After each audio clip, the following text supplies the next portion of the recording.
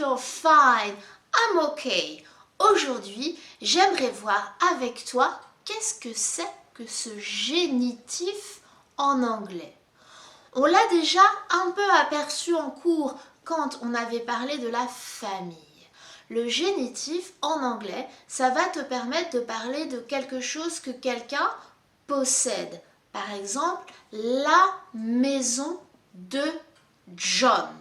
Eh bien, quand celui qui possède est un être humain, tu as cette possibilité-là d'utiliser le génitif.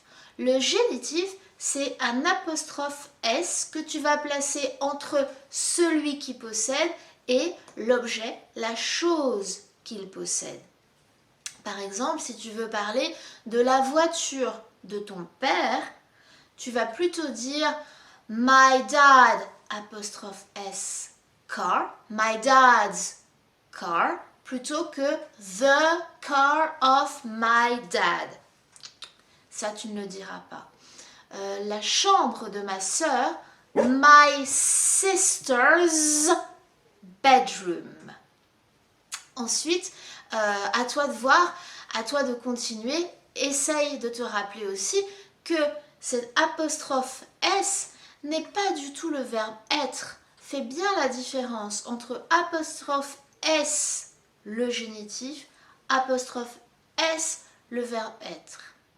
Puisque si tu dis my mom's car, tu ne vas pas dire my mom is a car. Tu vois bien que c'est absurde.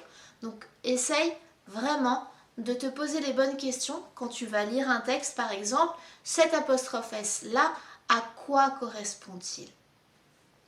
Et puis aussi, il faut que tu saches bien faire ce génitif quand tu parles de plusieurs personnes qui possèdent ou d'un prénom qui finit par un S. Dans ces cas-là, tu mets juste l'apostrophe.